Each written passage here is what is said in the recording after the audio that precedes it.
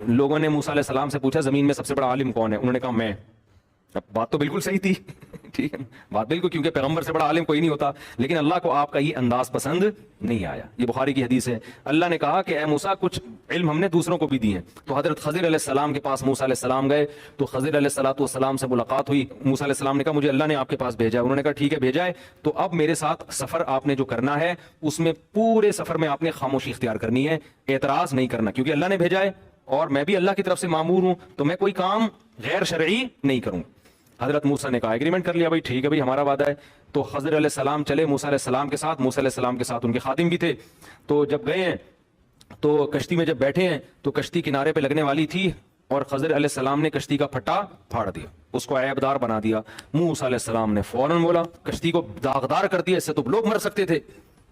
خضر علیہ السلام نے فرمایا اے موسیٰ تو میرے ساتھ صبر نہیں کر سکتا, میں نے کہا تھا. حضرت موسیٰ کو ایک دم خیال ہوا بالکل بھائی یہ تو مجھ سے غلطی ہو گئی, اور کہنے لگے کہ مجھ پر زیادہ سختی نہ کریں, اب میں وعدہ کرتا ہوں میں آپ سے سوال نہیں پوچھوں گا.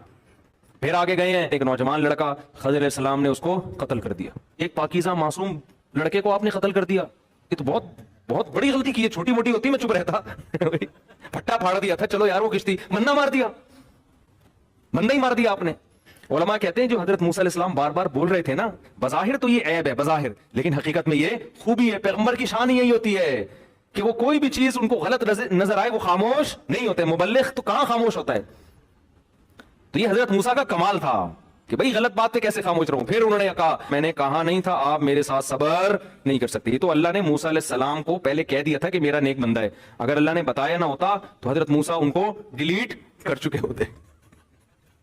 کہ جب بندہ مارا نا وہ کہتے تو نے بندہ کیسے مارا, میں نے تو ایک مکہ مارا تھا, غلطی سے بندہ مارا تھا, اب میں جان کر بتاتا ہوں. تو موسیٰ علیہ السلام نے کیا کیا, ان کو اعتراض کیا کہ ایک معصوم لڑکے کو آپ نے قتل کر دیا. انہوں نے کہا میں نے کہا تھا کہ آپ میرے ساتھ صبر نہیں کر سکتے. حضرت موسیٰ نے فرمایا بس میری سزا یہ ہے کہ اگر اب میں آپ کے کسی کام پہ اعتراض کروں تو آپ کا راستہ الگ میرا راستہ الگ. اپنی سزا خود ہی تجویز کر دی. آگے گئے ہیں, مسافر تھے, ایک بستی میں ٹھہرے. ان لوگوں سے کہا بھئی ہم مسافر لوگ ہیں, تھوڑا سا مسافروں کے لیے اکرام کا انتظام ہو جائے. بستی والے ایک نمبر کے کنجوس,